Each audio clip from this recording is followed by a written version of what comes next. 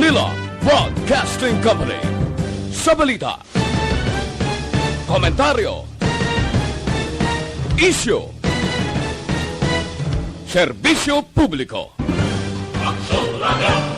Sa Bacolod, Aksyon Radio! Aksyon Radio!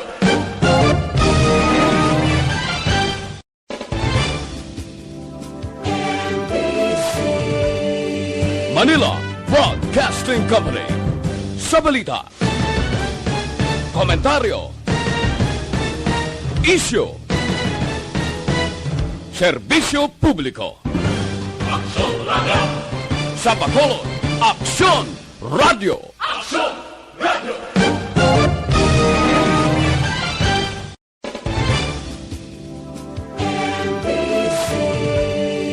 Manila Broadcasting Company. Sa balita, komentaryo, isyu, serbisyo publiko. Aksyon Radio! Sa Bacolod, Aksyon Radio! Aksyon Radio!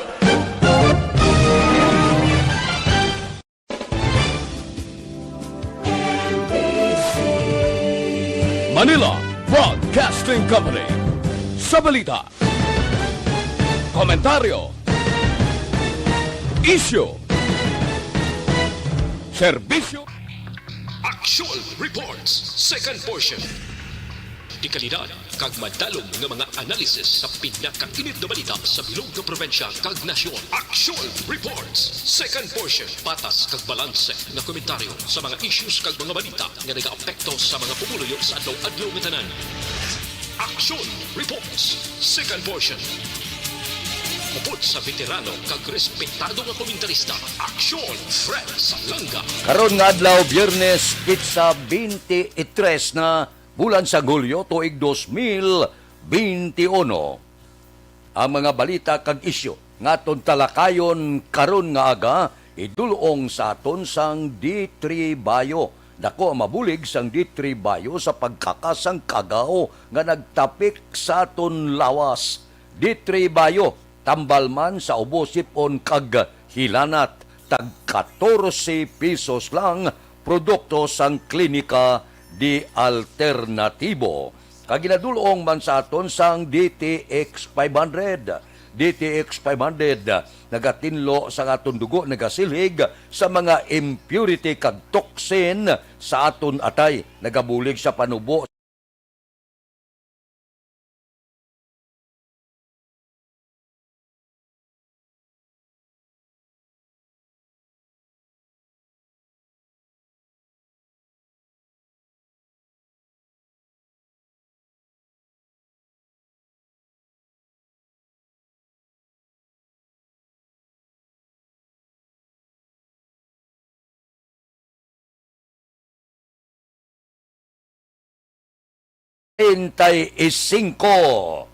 todo na preparasyon para sa katapusan nga suna ni Presidente Rodrigo Duterte.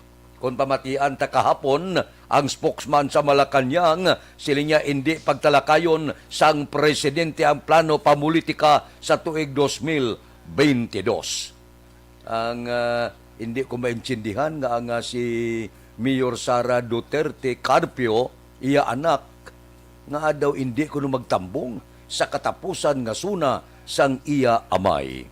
Ate si Bastia, natural ni katambong kay inigo sang COVID-19. Porte ang preparasyon, ang batasan complex na ka-lockdown karon nga adlaw. Preparasyon sa katapusan nga suna. No-fly zone sa palibot sang batasan pamansa sa sulod sang 3 ka adlaw, sugod karong adlaw, Tob-Tob, Domingo, Lunes na ang katapusan nga suna ni Presidente Rodrigo Duterte. Ano ayhan ang mangin kaundan sini? Ano naman ayhan nga patsunada ang aton mabatian kay Presidente Rodrigo Duterte? Ginapaabot naton nga ang mga senador nga iya suportahan base kon ilakip niya sa iya suna. Kabay pa nga mangin maayo kagulapit kanay ang suna sang presidente. Kay kon pamatian ta, ang iya spokesman siling niya ang presidente magasintro sa pagtalakay sa mga infrastructure, peace and security, mga foreign policy. Pagkabati naton sang foreign policy, base kon talakayo ni Presidente Rodrigo Duterte ang West Philippine Sea. Ano ay yan?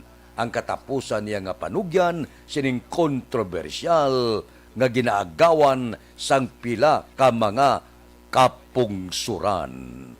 Ano ay han? Ang tindog ni Presidente Rodrigo Duterte sining padayon karon nga daw ginakabilar na sang pungsod China ang West Philippine Sea. Pamatian tayo na kung ilakip niya sa katapusan nga suna. Kaya muna ang pinakainit subong nga isyo nga ginapilak saya.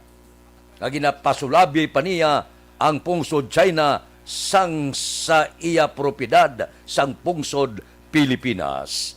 Kung ilakip na sang presidente, pamatian ta kung ano ang katapusan niya nga panugyan angot sa kontrobersyal nga West Philippine Sea. Aksyon Radio Philippine Standard Time las 6:38. Mabalik kami pagkatapos ini. Good morning, kaibigan. May gusto sana akong ipakilala sa'yo. Pampagising ko. Life Extension Coffee Mix with Vitamin D3 na may reishi mushroom at mangosteen fruit extract. Siguradong magugustuhan mo. Masarap na, healthy pa. Samahan mo ko. Kape tayo. Astig sa sarap. Life Extension Coffee Mix with Vitamin D3. Kapeng pangkalusugan para sa'yo, kaibigan. Life Extension Coffee Mix with Vitamin D3. Mabibili sa butika. Isang tawag mo lang, text o chat man yan. Problema'y gumagaan, lungkot sumasaya. Buksan mo ang San Miguel, pinsan mo sa beer call ng barkada. Beer call muna tayo. Beer call muna tayo. O anong sarap ng pinsan ko. Beer call muna tayo. Kahit kailan, walang iwanan. Beer call muna tayo. Drink responsibly. Beer call muna tayo. Bili na ng San Miguel Pale Pilsen sa suking tindahan. Drink responsibly. Dr. Pinoy, Squalin Capsule. Nagatukar naman bala ang imo arthritis sa siningatig ululan? Tapnaon na ina, paagi sa pagtumar sang Dr. Pinoy, Squalin Capsule. Sa Cadiz City, inyo mabakal sa Our Lady of Pilar Drugstore, Marlos Pharmacy, Surly Joy, 978 Pharmacy, Emergency Pharmacy, Grace Pharmacy, St. Veronica Pharmacy, kag The Generics Pharmacy. Sa Victoria City, inyo mabakal sa St. Roque Pharmacy, Burl Vitra Drug, St. Anthony Pharmacy, 3JE Pharmacy, kag Grace Pharmacy. Available man sa Banwa sang Manang.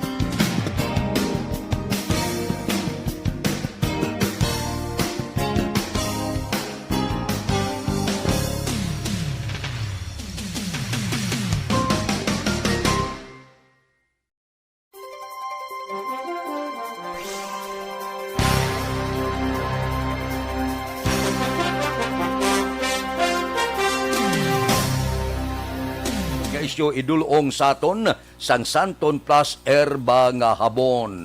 Maini kay may antibiotic, ginadipinsahan kamo sa kagaw, mga bakterya, nga hindi magtapi kag makakas sa aton lawas. Pagamitan bugos ka pamilya, Santon Plus Herba nga habon,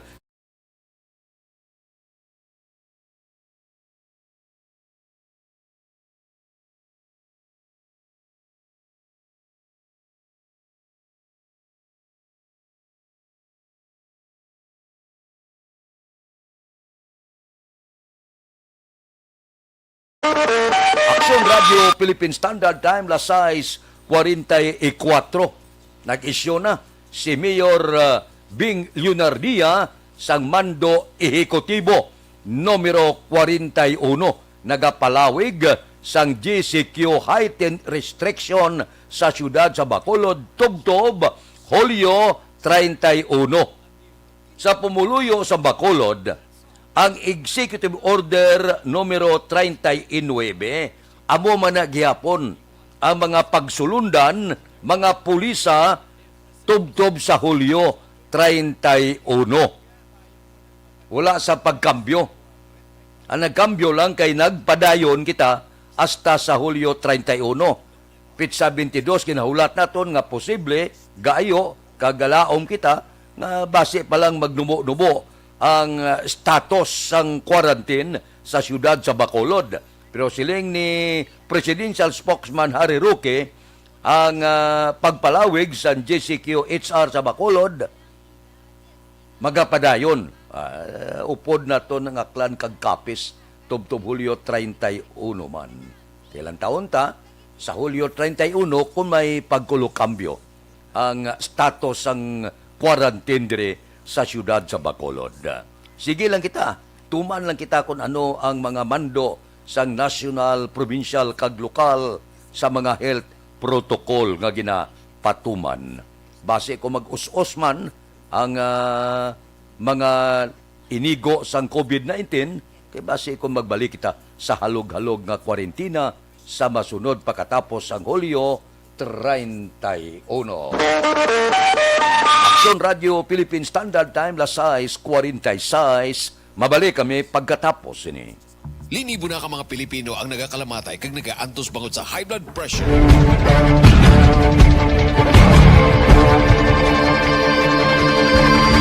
Welcome to the biggest gathering of radio stars in Negros Occidental. This is the biggest and most coveted recognition for people and voices behind the microphone in the island. Liwat nga nagbaton sang pagpasidungog ang mga katapo kag programa sang Aksyon Radyo Bacolod sa ginpatigayon nga Tingog kag Handurawan Awards 2021. Ladies and gentlemen, our icon of radio in Negros Occidental this year goes to Fred Salanga of DYEC Aksyon Radio.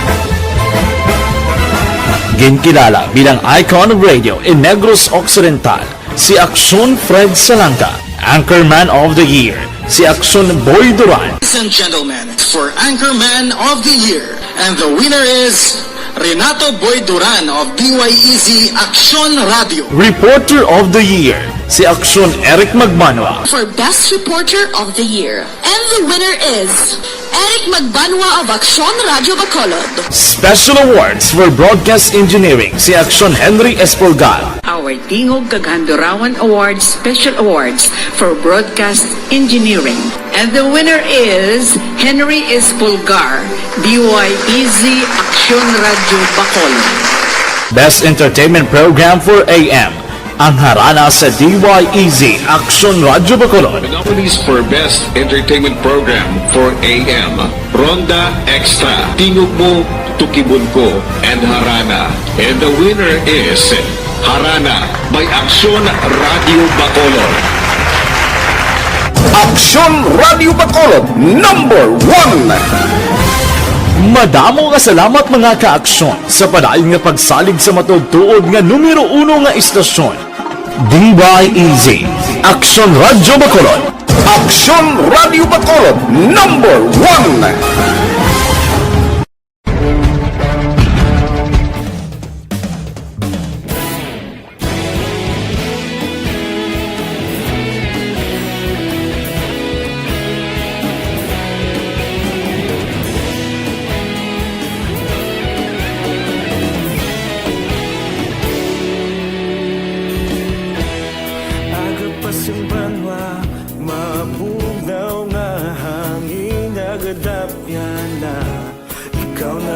ginapamatian namon ginasandigan.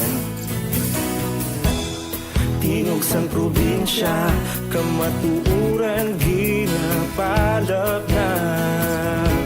Minsay nga may dala, paglaom kag kasanag.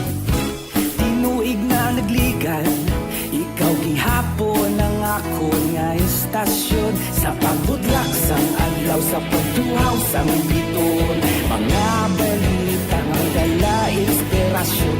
Aksyon radyo, bakolod man sa gihapon. Padayon aksyon radyo, bakolod saludo sa imo. Padayon aksyon radyo, salamat kisa pagserbisyo. Patas kag balanse, matuod ng mensahe, wala sang hinadang pilihan. Padayon aksyon radyo.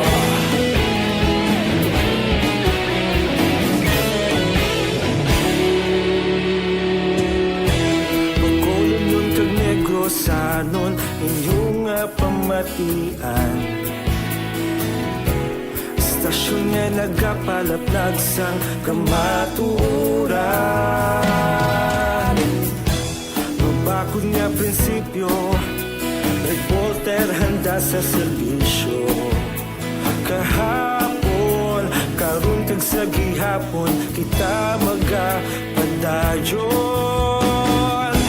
Tinuig na nagligan, ikaw gihapon ang ako nga istasyon. Sa pagbutlak sang adlaw, sa pagtuhaw sang biton. Mga balita nga may dala inspirasyon. Aksyon radyo, bakolon man sa gihapon. Padayon aksyon radyo, bakolon saludo sa imo. Padayon aksyon radyo, salamat kit sa pagserbisyo. Patas kag balanse, matuod na mensahe, wala sang ginadang piligan. Padayon aksyon radyo. Una sa balita, una sa aksyon, sa Bacolod Aksyon Radio. Una sa balita, una sa aksyon, sa Bacolod Aksyon Radio. Ikaulog na na'y sabisan ang mga kalintangan. Responsable at ang balita.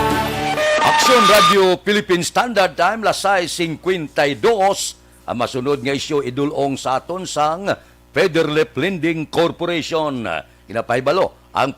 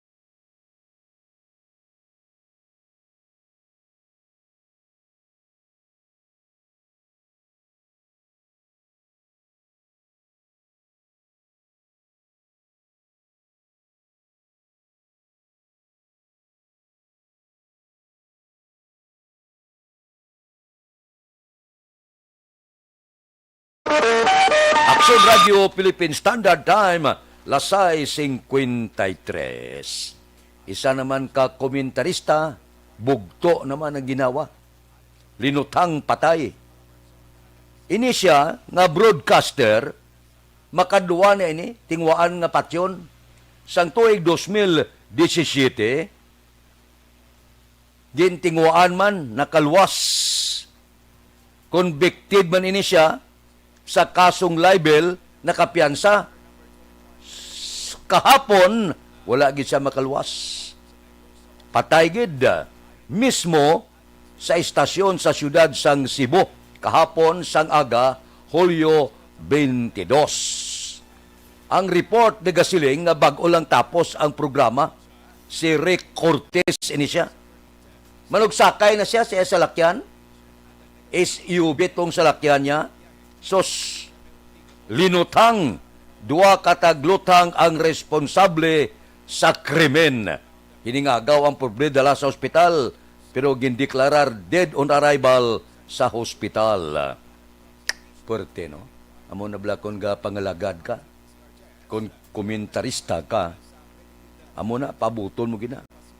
Amo gina ang premyo naton. Dua lang, ang padya mo kung komentarista ka, kag kung may malapakan ka nga dalagko nga mga personalidad, politiko kag iban pa. Dua lang ang sentensya. Kung hindi ka pasakaan kasong libel, balagid ang sentensya. Tigaling amula na. Amo na iya ang risgo sang aton sinitrabaho. Amo nang siling ko, patyon mo man ang isa kagatos ka komentarista. Sigurado ako ya, libo ang magabulos. Wala niya katapusan ang profesyon. Galing tiabula na. Kaya mo niyang profesyon naton, kung ano man nga magkalatabo buwas damlag, hindi nato mapaktan. May mga tao nga akig sa imo, may natapakan kang tikod nga daw hindi iya maintindihan ang ila sini nga ginahimo, may kalamalamahan kung tandugon mo, imbes nga iakusar ka libel, bala ang ipamatbat sa imo. Aksyon Radio Philippine Standard Time, las 6:56. Mabalik kami pagkatapos ini.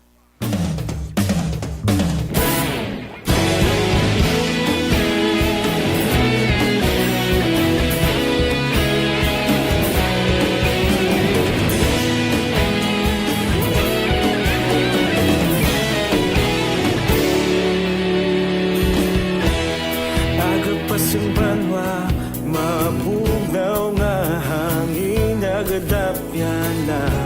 Ikaw nang ginapamatian namon ginasanligan. Tingog sang probinsya, kamatuuran ginapalap na. Minsay nga may dala, paglaom kag kasanat. Tinuig na nagligan, ikaw gihapon ang ako nga istasyon. Sa pagdudlak sang adlaw, sa pagtuhaw sang biton. Mga balita nga dala inspirasyon. Aksyon radyo, bakolod man sa gihapon. Padayon aksyon radyo, bakolod saludo sa imo. Padayon aksyon radyo, salamat isa pagserbisyo. Patas kag balanse, patuod ng mensahe, wala sang ginadampingan. Padayon aksyon radyo.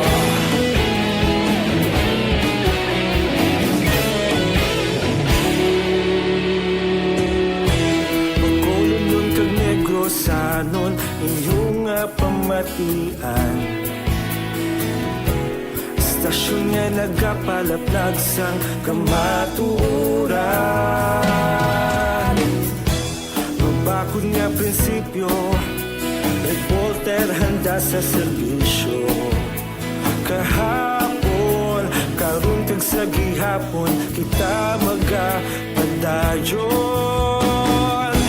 Tinuig na nagligan, ikaw gihapon ang ako nga istasyon. Sa pagbutlak sang adlaw, sa pagtuhaw sang biton. Mga balita na may dala inspirasyon. Aksyon radyo, bakolon man sa gihapon. Padayon aksyon radyo, bakolon saludo sa imo.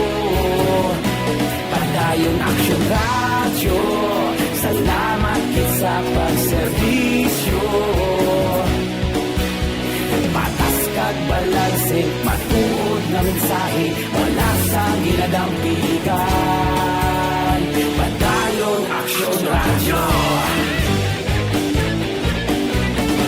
Una sa balita, una sa aksyon. Sa Bacolod Aksyon Radio. Una sa balita, una sa aksyon. Sa Bacolod Aksyon Radio. Kaulog na na'y sagsay ang mga kaintangan. Responsable at pagbalita, pagdayon na ipalak na. Malasig pero sigurado, aksyon na may dala pagpalangga.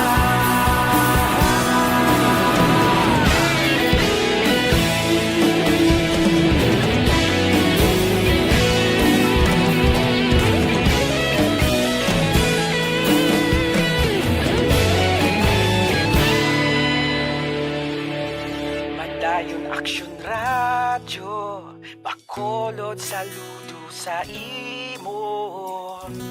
Padayon Aksyon Radyo, salamat gid sa Ang Aksyon Balita Morning Edition upod kita kay Aksyon Boy Duran kag Aksyon Dorel Cabato, Aksyon Fred Salanga, una sa balita, una sa aksyon sa Bacolod Aksyon Radio.